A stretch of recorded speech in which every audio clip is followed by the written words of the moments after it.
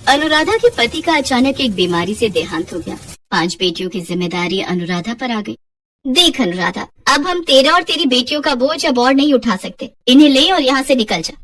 पर भाभी, मैं इन 5 को लेकर कहाँ जाऊंगी? मेरा कोई ठिकाना नहीं। माँ बापू भी गाँव में चल बसे। इस घर से मेरी यादें जुड़ी हुई है। मैं इस घर में बहू बनकर आई थी। विनोद के जाने के बाद आप इतना क्यों बदल गई? बदलना पड़ा। हमारा दिमाग खराब नहीं है जो अपने पैरों पर खुद ही कुल्हाड़ी मार ले। अरे आने वाले समय में तेरी ये 5 बेटियां बड़ी होंगी तो तू तो इनकी शादी की जिम्मेदारी हमारे मत्थे मर देगी। चल निकल यहाँ से। रहम करो भाभी, इतनी रात में मैं अपनी बच्चियों को लेकर कहाँ जाऊंगी? ये ऐसा नहीं मानेगी, तू आगे से हट, इसे मैं धक्का देता हूँ। अनुराधा के जेठ जेठानी बड़ी क्रूरता से उसे उसकी बेटियों के साथ सड़क पर धक्का दे देते हैं। अब मैं इतनी रात में इन 5 को लेकर कहाँ जाऊँ? मेरी मदद करो प्रभु। अनुराधा अपनी 5 बेटियों का हाथ थामे रात के अंधेरे में सड़क पर चल रही थी। मम्मी, बहुत डर लग रहा है। अंधेरे में कुछ भी दिखाई नहीं दे रहा। चिंता मत करो, मैं तुम्हारे साथ हूँ ना, डरो नहीं। मम्मी, अब हम कहाँ जाएंगे? ताऊ जी ताई जी ने तो घर से निकाल दिया। मम्मी, बहुत प्यास लगी है, पानी पीना है। पूजा, तो इन 4 का ध्यान रख, हाथ पकड़ के रखना। मैं सामने नल से पानी भरकर लाती हूँ। अनुराधा अपनी बेटियों को सड़क के किनारे बिठाकर पानी लेने चली जाती है। तभी एक गुंडा अनुराधा के पास आता है और उसका हाथ पकड़ लेता है। क्या बात है, प्यास लगी है क्या? कहो तो हम बुझा दें। मेरा हाथ छोड़ो, मुझे छोड़ दो। ओए, जब वो कह रही है तो छोड़ के नहीं देता। अब तू इसका कौन है, जो बीच में टांग अड़ाने आ गया? मैं कोई भी हूँ, तुझे इससे क्या? लगता है तू ऐसे नहीं मानेगा। वो आदमी गुंडे को मारपीट कर वहाँ से भगा देता है। शुक्रिया भैया, आज आपने मेरी मदद की। इसमें शुक्रिया की कोई बात नहीं, ये तो मेरा फर्ज था बहन। अनुराधा अपनी बेटियों को लेकर जाने लगती है। तभी बहन, इतनी रात में तुम अकेली कहाँ जाओगी? यहीं पास में ही मेरी मौसी का घर है, रात वहाँ रुक जाना। बच्चियों के साथ अकेले रात में रहना खतरे से खाली नहीं। मम्मी, हम सबको भूख लगी है। चलो आओ, मौसी के घर चलते हैं, वहाँ सब पेट भर कर खाना। शुक्रिया भैया। वो आदमी अनुराधा और उसकी बेटियों को अपनी मौसी के घर ले जाता है। अरे आओ आओ बेटी, कितनी प्यारी और मासूम बच्चियां हैं। तुम्हारी कहानी सुनकर सचमुच मेरा भी दिल भर आया। कैसे निर्दयी लोगों की दुनिया बनती जा रही है। बेटी, तुम चिंता मत करो, तुम आराम से यहाँ जितने दिन चाहे रह सकती हो। मौसी जरा इधर आना, मैं कह रहा था बच्चियों को भूख। मौसी और वो आदमी बातें करने लगते हैं। कुछ देर बाद, माँ पानी पीना है, तुम यहीं पलंग पर बैठो, मैं लेकर आती हूँ। देखो मुन्नी भाई, बड़ी मुश्किल से ये चिड़िया और इसके चूजे हाथ में आए हैं। तुम्हारे तो दोनों हाथों में चांदी है, तुम अपनी दुकान आराम से चला सकती हो। बात तो तू ठीक कह रहा है, पर इसे शक तो नहीं हुआ ना कि ये कोठे पर लाई गई है और तू इसे और इसकी बेटियों को बेचने के लिए यहाँ लाए है? अरे नहीं मुन्नी भाई, बस अब तुम जल्दी से मेरे पैसे मुझे दो, मैं यहाँ से जाऊँ। हाँ, ये आदमी मुझे यहाँ बेचने लाए है? नहीं, मुझे यहाँ से भागना होगा। मैं अपनी बेटियों के साथ कुछ गलत नहीं होने दूंगी। अनुराधा कमरे में जाती है। चलो बच्चों, हम यहाँ नहीं रुकेंगे, वो दरवाजा खुला है, एक एक करके तुम सब वहाँ से बाहर जाओ, आराम से, वो अंकल देख न पाए। अनुराधा अपनी बेटियों के साथ चुपके से भागती है। तभी उस व्यक्ति की नजर उन पर पड़ जाती है और वो उन्हें पकड़ने के लिए दौड़ता है। मुन्नी भाई, हमें इन्हें पकड़ना होगा। हे ईश्वर, मेरी मदद करो प्रभु, भागो मेरी बच्चियों, और तेज, हमें इनके हाथ नहीं आना। तभी अनुराधा देखती है सामने हनुमान मंदिर है और वहाँ घंटियों की आवाज आ रही है। चलो बच्चों, जल्दी से हनुमान मंदिर में चलते हैं, वहाँ हमें कोई कुछ नहीं कहेगा। अब हम लोग इन्हें नहीं पकड़ सकते, ये हनुमान मंदिर में चली गई है। किसी ने हमें वहाँ देख लिया तो पुजारी और सब लोग हमें पुलिस को पकड़वा देंगे। कैसी किस्मत खराब है, इस सौदा भी हाथ से चला गया। चलो वापस चलते हैं। हे बजरंगबली, आज आपने मेरी और मेरी बेटियों की जान बचाई, आप धन्य है प्रभु। बजरंगबली तो शरण में आए हर भक्त की मदद करते हैं, यहाँ तुम्हें डरने की कोई जरूरत नहीं है। पर बेटी, तुम इतनी घबराई हुई क्यों हो? अनुराधा पुजारी जी को अपनी सारी दुख भरी कहानी बताती है। बेटी, तुम चाहो तो इसी हनुमान मंदिर में रहकर प्रभु की सेवा करो, यहाँ तुम्हें किसी प्रकार का कोई डर नहीं। पुजारी जी की बात सुनकर अनुराधा को थोड़ी तसल्ली होती है। उस दिन से अनुराधा अपनी 5 बेटियों के साथ हनुमान मंदिर में ही रहने लगी। अनुराधा और उसकी 5 बेटियां हनुमान मंदिर की सेवा करती थी। वहाँ की साफ सफाई, देखभाल, ये सब अनुराधा ही संभालती थी। एक दिन अनुराधा ने पुजारी जी से कहा, पुजारी जी, मैं सोच रही थी मंदिर के बाहर ही फूल माला और पूजा की सामग्री बेचने का काम करके थोड़े पैसे कमा लूंगी, ताकि अपनी बेटियों को स्कूल में पढ़ा लिखा कर उनकी शादी कर सकूं। ये तो बहुत उत्तम विचार है अनुराधा बेटी। मैं कल ही फूल वाले और पूजा सामग्री वाले की दुकान पर तुम्हें ले चलूंगा। वो तुम्हें उधार पर फूल माला और सामग्री दे देंगे। जो भी कमाई होगी उसमें से तुम उनके पैसे चुकाकर बाकी की कमाई अपने पास रख लेना। ऐसे ही धीरे धीरे तुम्हारा काम शुरू हो जाएगा। पुजारी जी अनुराधा को फूल माला और पूजा की सामग्री दिलवा देते हैं। अनुराधा मंदिर के बाहर ही फूल माला और पूजा की सामग्री बेचने लगी। अनुराधा ने अपनी बेटियों को एक सरकारी स्कूल में डाल दिया। अब उसकी बेटियां पढ़ने जाने लगी थी। अनुराधा को हनुमान मंदिर में रहते हुए 15 साल बीत गए। अनुराधा की मंदिर के बाहर ही फूल माला और पूजा सामग्री की 2 बड़ी दुकानें थी। मंदिर के पुजारी जी का निधन हो चुका था। अपने जाने से पहले पुजारी जी मंदिर का सारा कार्यभार अनुराधा को सौंप गए थे। अब मंदिर का सारा कार्यभार अनुराधा ही संभालती थी। अनुराधा की 5 बेटियां बड़ी हो चुकी थी। अनुराधा को शहर में बहुत से लोग जानते थे और उसके अच्छे व्यवहार से सभी परिचित थे। अनुराधा को अपनी 5 बेटियों की शादी के लिए कोई परेशानी नहीं हुई। हनुमान जी के आशीर्वाद से अनुराधा की 5 बेटियां आज अपने ससुराल में सुखी थी। कहते हैं ना, जिसका कोई नहीं होता उसकी रक्षा करने वाले स्वयं भगवान होते हैं।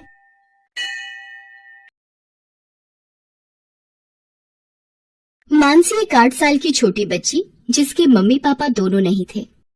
वो अपनी चाचा चाची के साथ रहती थी। मानसी, ओ मानसी, अभी तक तेरे से झाड़ू नहीं लगी और देख बारिश हो रही है। जाकर छत से सारे कपड़े भी उतार कर ला। अभी लाती हूँ चाची, बारिश बहुत तेज हो रही है, क्या करूँ? जल्दी जल्दी कपड़े उतार लेती हूँ, नहीं तो चाची फिर मारेंगी। दीपा बिटिया, ये ले तेरा दूध, वो भी बादाम वाला, गरम गरम पी ले, बारिश का मौसम है। चाची, कपड़े उतार कर रख दिए हैं, मुझे भूख लगी है, कुछ खा लूं? पहले बाजार जाकर ये सामान लाला की दुकान से लेकर आ, फिर कुछ खाना। चाची, बारिश बहुत तेज हो रही है, कुछ देर बाद चली जाऊं? बारिश इतनी तेज भी नहीं है जो तू बह जाएगी, चुपचाप लेकर आ सामान। मानसी तेज बारिश में सामान खरीदने चली जाती है और बुरी तरह भीग जाती है। ये क्या, पूरी चीनी बारिश में भिगो दी? अब तू नहीं बचेगी मेरे हाथों से। सुधा मानसी को थप्पड़ पर थप्पड़ मार रही थी। आंखों की अंधी, तुझे दिखाई नहीं दिया क्या चीनी भीग रही है? आज तुझे खाने को कुछ नहीं मिलेगा, रह भूखी। अरे अरे सुधा, इतना क्यों मार रही हो? पागल हो क्या? छोड़ो इसे, चीनी ही तो भीगी है, और आ जाएगी। तुम चुप रहो, पैसे पेड़ पर नहीं लटक रहे जो ये चीजों का नुकसान कर देती है। चल बाहर बारिश में भीग, नहीं तेरी सजा है। सुधा मानसी को घर के बाहर बारिश में भीगने के लिए खड़ा कर देती है। बहुत ठंड लग रही है चाची, मुझे अंदर आने दो ना। अब ऐसी गलती दोबारा नहीं करोगी। सुधा बच्ची है, अंदर आने दो, नहीं करेगी दोबारा। एक काम करो, तुम इसे घर के अंदर ले आओ, मैं घर छोड़कर दीपा को लेकर मायके चली जाती हूँ। किशोर चुप होकर कमरे में चला जाता है। तकरीबन 1 घंटे बाद, दीपा, जा बोल दे मानसी को अंदर आकर बर्तन करेगी, सारे बर्तन जूठे पड़े हैं। मानसी, मम्मी बोल रही है अंदर आकर बर्तन धो ले। मानसी भीगे हुए कपड़ों में बर्तन धोने लगती है। भूखी प्यासी मानसी घर का सारा काम करती है। सुधा मानसी पर बहुत अत्याचार करती थी। एक दिन, हाँ भैया, मेरे पति काम से बाहर जा रहे हैं, पीछे से ये काम हो जाना चाहिए। ठीक है, मैं समय पर पहुंच जाऊंगा। किशोर किसी काम से शहर से बाहर चला जाता है। मानसी बेटा, चल तुझे बाजार से नई चप्पल दिला लाऊं, टूटी हुई चप्पल में घूम रही है। चाची, मेरे लिए नई चप्पल? ठीक है, मैं चलती हूँ। सुधा मानसी और दीपा के साथ बाजार जाती है।